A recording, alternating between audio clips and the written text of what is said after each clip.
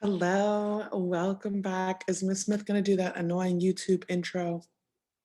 Yes, I am. So I'm so glad you made it back. Thanks to all my amazing fans, my wonderful subscribers. I do this for you. All right. So we have this equation here, 2x plus 3y equals 9. And currently it is not in slope-intercept form. Slope-intercept form, just as a refresher, is when you have y by itself. Y equals the slope times x plus the y-intercept. And so when we have something in this form, we can quickly look at the formula and say, oh, there's the slope, there's the y-intercept, and put it on a graph. The problem being, when I don't have y by itself, like in the equation up here, I can't, excuse me, I can't just look at this and say like, oh, that's the slope, that's the y-intercept, and then go from there. So I have to rearrange this a little bit.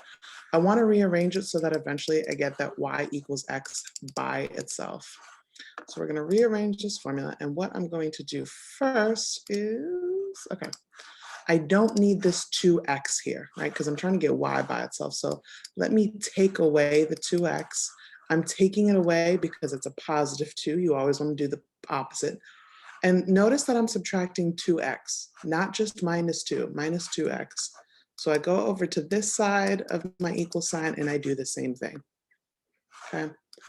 This will cancel out because 2x minus 2x is 0. And then I'm left with a positive 3y equals, you can't combine 9 minus 2x because 9 doesn't have an x and 2 does. So we're just going to rewrite it as 9 minus 2x, and that's that. I'm one step away from having y by itself. I'm going to divide by 3. Right now it's multiplying by 3. I'm going to divide by 3. Divide by 3. But if I divide this side by 3, I have to divide everything on the other side by 3. So that means I'm dividing this number by 3 and this number by 3.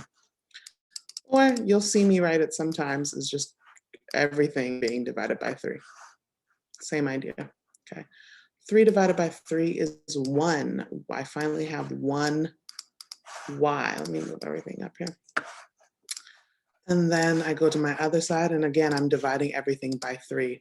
So 9 divided by 3. 9 divided by 3 is 3. Okay? It's not ugly 3, sorry. And then I have negative 2 divided by 3. Technically, this is negative 2x divided by 3.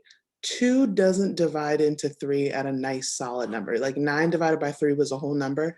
Negative 2 divided by 3 is not going to give me a whole number. And since it's not going to give me a whole number, I can keep it as a fraction. Negative 2 divided by 3 is negative 2 divided by 3 times x. I want to keep that multiplying by x there. Now this form of the equation I can look at and I can remember, okay, slope is the number that's multiplied by x. I have my slope here. And then the other number in my equation is the y-intercept, which I label as b, or sometimes I like to write it out as y. Right, but in order to find that slope and the y-intercept, I had to rearrange the formula to get y by itself.